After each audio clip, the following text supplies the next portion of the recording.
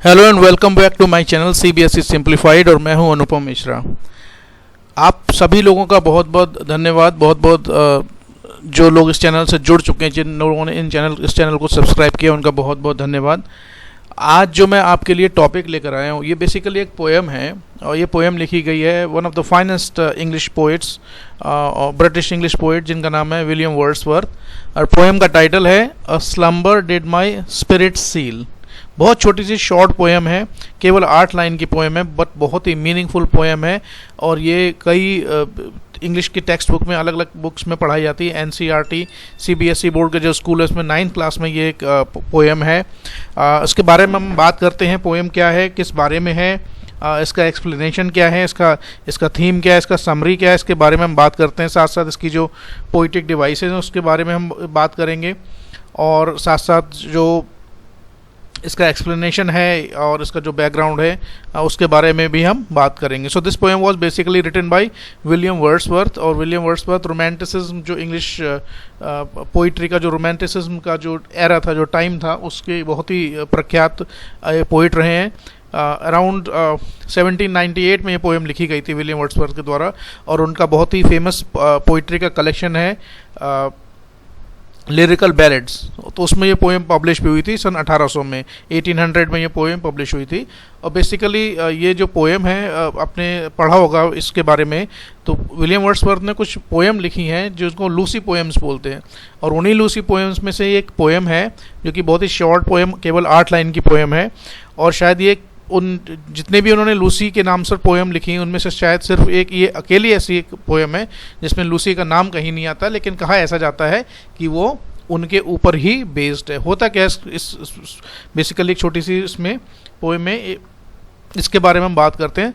तो जैसा कि टाइटल है, पहले इसके हम समरी, पहले पोएम पढ़ लेते हैं, फिर इसके हम थोड़ा बैकग्राउंड और समरी के जानेंगे, और उसके बाद मैं इसको आपको एक्सप्लेन करूँगा। तो पोएम को पढ़ लेते हैं। पोएम है slumber did my spirit seal. Slumber होता है नींद को बोलते हैं। स्लम्बर जो होता है, वर्ड का जो लिटरल मीनिंग है उसको बोलते हैं नींद। Did my spirit seal, spirit जैसे कहते हैं अंतरात्मा या आत्मा को हम बोल सकते हैं। तो बेसिकली क्या हुआ, पोइट की एक बिलव्ड है जिनको वो बहुत ही एडमायर और बहुत ही अप्रिशिएट करते थे, या डायरेक्ट वे में कहें उनको वो बहुत ही चाहते थे, तो उसकी डेथ हो जाती है। तो उसकी डेथ होने की वजह से पोइट के जो इमोशंस हैं, वो कह रहा है मेरे जितने इमोशन है, मेरे सोचने और समझने की जो शक्ति है, वो एक तरीके से बिल्कुल ख़त्म हो गई है, और मैं इस चीज़ को समझ नहीं पा रहा हूँ, एक्सेप्ट नहीं कर पा रहा हूँ। तो पोएट क्या लिखते हैं, a slumber did my spirit seal, I had no human fears, she seemed a thing that could not feel the touch of early years, no motion has she now, no force, she neither hears nor sees, rolled round in earth diurnal course with rocks and stones and trees. तो चले पहले poem के बारे में जान लेते हैं। Poem basically है क्या। A Slumber Did My Spirit Seal is a poem written by William Wordsworth in 1798 and it was published in the 1800 edition of Lyrical Ballad। जैसा कि मैंने आपको बताया, ये विलियम वर्ड्सवर्थ जो कि रोमांटिसिज्म एरा के बहुत ही शानदार ब्रिटिश पोइट रहे हैं, तो 1798 में इस पोएम को उन्होंने लिखा था, और 1800 में जो उनका लिरिकल बैलेड पोइट्री का जो कलेक्शन है उसमें ये पब्लिश हुई थी। It is usually included as one of the Lucy poems, although this is the only poem of the series that does not mention her name। जैसा कि मैंने बताया, लूसी पोएम में से, उस सीरीज़ की जितनी भी पोएम है उसमें से मात्र एक ऐसी पोएम है जिसमें लूसी का नाम कहीं पर भी नहीं आता है। The poem is mayor 8 line long, 2 स्टेंजर्स, केवल 2 स्टेंजर्स पोएम में है और केवल 8 लाइनें हैं इसमें। तो चलिए पोएम पर वापस आते हैं। समरी और इसके एक्सप्लेनेशन की बात हम बाद में करेंगे। तो पोइट क्या बोलता है, slumber did my spirit seal, मेरा जो बिलव्ड है जिसका नाम लूसी है, इनडायरेक्टली या लूसी का नाम कहीं दिया नहीं गया है, पोइट ने मेंशन नहीं किया है, कि उसकी जब मृत्यु हो जाती है तो उसने मेरी आत्मा को एक तरीके से, पूरी तरीके से मेरे सोचने समझने की जो शक्ति है, जो मेरा एक तरीके से कहते हैं कि जो ह्यूमन नेचर होता है, जो चीज़ों को देखता है, फील करता है, समझता है, वो सब 4 चीज़ें ख़त्म हो गई। And I had no human fears. कह रहा है मेरे मन में इस बात के किसी तरीके की कोई चिंता नहीं है, किसी तरीके का कोई डर नहीं है, कोई फियर नहीं है। ह्यूमन फियर, सबसे बड़ा ह्यूमन फियर क्या होता है? देखिए बहुत ही प्रैक्टिकल बात है। ह्यूमन फियर, सबसे बड़ा डर जो इंसान को होता है वो किसी अपने बहुत ही करीबी की, या बहुत ही जो उसके क्लोज होता है, बहुत ही जिसको वो एडमायर करता है, अप्रिशिएट करता है, या कहते हैं प्यार करता है, वो कोई भी हो सकता है। उसकी फैमिली का मेम्बर भी हो सकता है, कोई बिल्कुल क्लोज रिलेशन में हो सकता है, या कोई भी हो सकता है, उसका फ्रेंड भी हो सकता है। ठीक है, उसकी डेथ से व्यक्ति को सबसे ज़्यादा डर लगता है। उनको खोने का डर, सबसे ज़्यादा जो डर होता है वो सबसे बड़ा डर होता है। अपनी मृत्यु से इंसान चाहे उतना ना डरता हो, लेकिन जो जिनको वो बहुत अधिक चाहता है उनकी डर से वो सबसे ज़्यादा, उनकी मृत्यु से वो सबसे ज़्यादा भयभीत रहता है, उनसे डरता है। तो कहता है कि मेरे चूंकि बिलीव्ड की अब डेथ हो चुकी है, तो मुझे अब ह्यूमन फियर जो भी होता है वो मेरे अंदर बिल्कुल ख़त्म हो चुका है, और मेरी जो अंतरात्मा है उसकी मेरी सोचने समझने की और फीलिंग करने की जो शक्ति है वो बिल्कुल ख़त्म हो चुकी है। क्यों ख़त्म हो चुकी है? कि मेरा जो बिलीव्ड है, जिसका नाम लूसी है, she is no more now, she is dead now, वो अब मर चुकी है। She seemed a thing that could not feel the touch of early years. Early year basically जो अर्थ का जो साइकिल है, अर्थली ईयर्स जैसे साइकिल है, तो अर्थ में बहुत सारी चीज़ें होती हैं, एटमॉस्फेयर होते हैं, मौसम होते हैं, क्लाइमेट है, दिन और रात होते हैं, टेम्परेचर होता है। तो ठीक है, पृथ्वी अपनी एक्सिस पर घूमती भी है, तो जितने भी फिजिकल और बायोलॉजिकल एक्टिविटीज़ हैं, जितने भी ह्यूमन एक्टिविटीज़ पृथ्वी पर हैं, तो वो कहता है कि अब चूंकि वो मर चुकी है, तो पृथ्वी की जितनी भी एक्टिविटीज़ हैं उन सभी एक्टिविटीज़ को वो फील नहीं कर सकती। Now she is completely dead, वो मर चुकी है और ज़मीन के अंदर उसको दफन किया जा चुका है। ज़मीन के अंदर वो दफन है और गहरी नींद में सो रही है। गहरी नींद का मतलब है कि वो मर चुकी है। तो इसलिए जो पृथ्वी पर होने वाले परिवर्तन हैं, जो चेंजेस पृथ्वी पर होते हैं, चाहे वो मौसम का परिवर्तन हो या किसी और चीज़ का परिवर्तन हो, वो उन सब चीज़ों को महसूस नहीं कर सकती। नो मोशन है she now, no force she neither hears nor see, now she is dead. तो पोइट कहता है ना तो वो अब सुन सकती है, ना वो किसी चीज़ को देख सकती है, यानी कि उसकी जो फीलिंग्स हैं, जो ह्यूमन फीलिंग्स होती हैं, आदमी जब तक जीवित है तब तक उसके अंदर जो भी फीलिंग्स होती है, जो भी उसके सेंसेस काम करते हैं, वो सारे सेंसेस मृत्यु के बाद काम करना बंद कर देते हैं। And she has no motion now, यानी कि अब वो मूवमेंट नहीं कर सकती, वो चल नहीं सकती, कहीं जा नहीं सकती, कुछ चीज़ को देख नहीं सकती, कुछ चीज़ को स्पर्श करके समझ नहीं सकती, उसके अंदर अब कोई फोर्स नहीं बचा है। She neither hears nor sees, rolled round in Earth's diurnal course. Diurnal course पृथ्वी का जो 24 घंटे का जो रोटेशन होता है, जिसमें दिन रात भी शामिल होते हैं, मौसम का परिवर्तन होता है, ये सब चीज़ें जो आती हैं पृथ्वी के 24 घंटे की साइकिल में जो जो परिवर्तन होते हैं, तो कहते हैं कि वो अब क्या हो गया बेसिकली। देखिए, मरने के बाद इंसान को बरी करने के दो तरीके होते हैं। क्रिश्चियनिटी में और मुस्लिम धर्म में डेड बॉडी को दफना दिया जाता है ज़मीन के अंदर, और बाकी कुछ धर्म में, हिंदू धर्म में, उनको डेड बॉडी को जलाया जाता है। तो कह रहे हैं अपना वो मर चुकी है।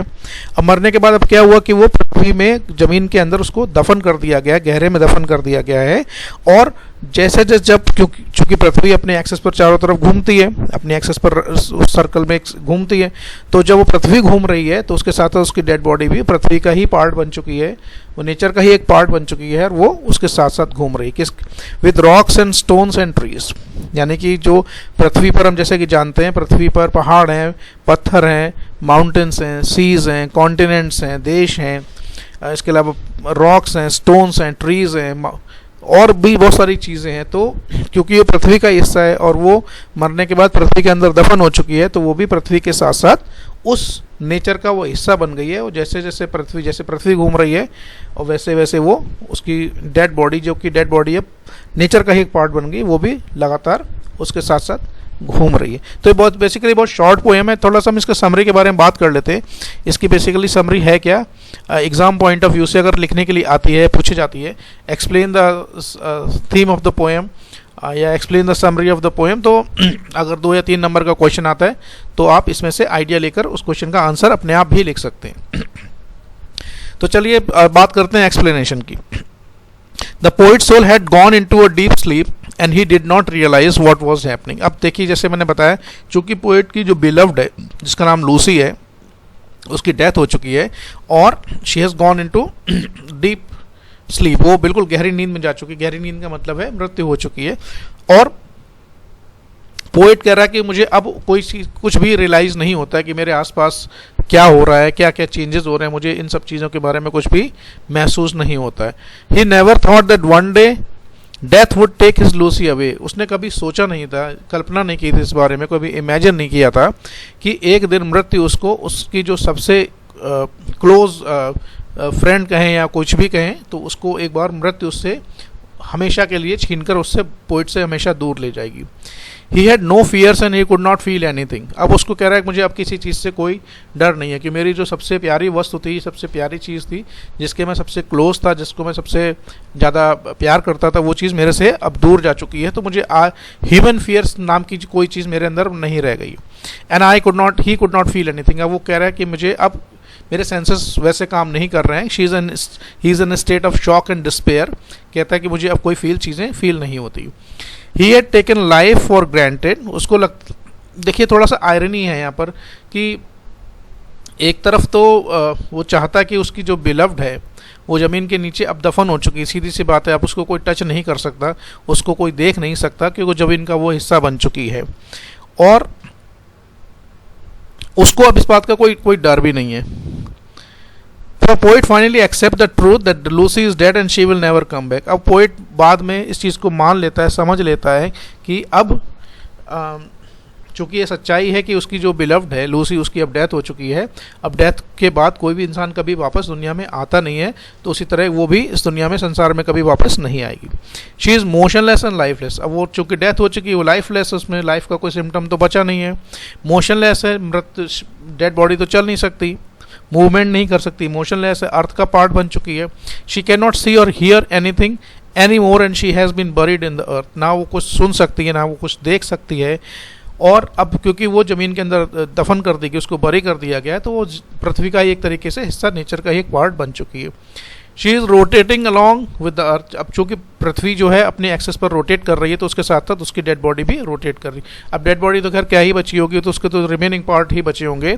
One day she will become a part of the rocks, stone and trees that are the part of the earth. एक दिन क्या होगा, उसका शरीर पूरा डिकम्पोज हो जाएगा, जो कि एक नेचुरल प्रोसेस है, और वो पृथ्वी का जो अन्य चीज़ें हैं पृथ्वी पर पाई जाती हैं, ज़मीन के नीचे, ज़मीन के ऊपर, जिसमें रॉक्स होते हैं, स्टोन्स होते हैं, पेड़ पत्थर, फूल पत्थर और पेड़ होते हैं, वो सब जैसे पृथ्वी का पार्ट होते हैं, वैसे एक दिन उसकी डेड बॉडी भी पृथ्वी का ही एक हिस्सा बन जाएगी। छोटा सा एक्सप्लेनेशन है। पोइटिक डिवाइस के बारे में बात कर लेते हैं, बहुत इंपॉर्टेंट चीज़ है, क्वेश्चन पूछे जाते हैं इसके बारे में। तो पोएम आई होप आपको समझ में आई होगी। मैंने आपको पोएम जो एक्सप्लेन करने की कोशिश की है। सबसे पहले बात करते हैं राइमिंग स्कीम की। इस पोएम की राइम स्कीम क्या है। बेसिकली एक तो ये 8 लाइन की पोएम है, it is divided into 2 stanza. अगर राइम स्कीम की बात करें तो इसकी पोएम का राइम स्कीम है ए बी सी डी। कैसे है ये, अगर इसको ए, सील ए, फियर्स बी, फिर फील ए, ईयर्स डी, ये पहले स्टेंजा में है। ऑलराइट, उसी तरीके से दूसरे स्टेंजा में सी डी करके इसका राइमिंग स्कीम। तो 1 नंबर का क्वेश्चन तो आपको यहाँ से पक्का हो गया। दूसरा क्या है कि एलिट्रेशन है। एलिट्रेशन आपने पढ़ा होगा छोटी क्लासेस में। Alliteration is the repetition of consonant sound. किन्हीं लगातार 2 या 3 शब्दों की शुरुआत में अगर कोई कॉन्सोनेंट साउंड होता है, उसके रिपीटिशन को एलिट्रेशन बोलते हैं, हिंदी में अनुप्रास अलंकार बोलते हैं। अब जैसे अगर एलिट्रेशन की बात करें तो हमें कहाँ नज़र आता है, यहाँ हमें इस लाइन में नज़र आता है रोल्ड राउंड। आर लेटर जो है रिपीट हो रहा है, आर कॉन्सोनेंट है, और आर से र साउंड रिपीट हो रहा है, तो यहाँ पर ये एलिट्रेशन है। और एक एलिट्रेशन और भी है यहाँ पर, स्पिरिट सील्ड।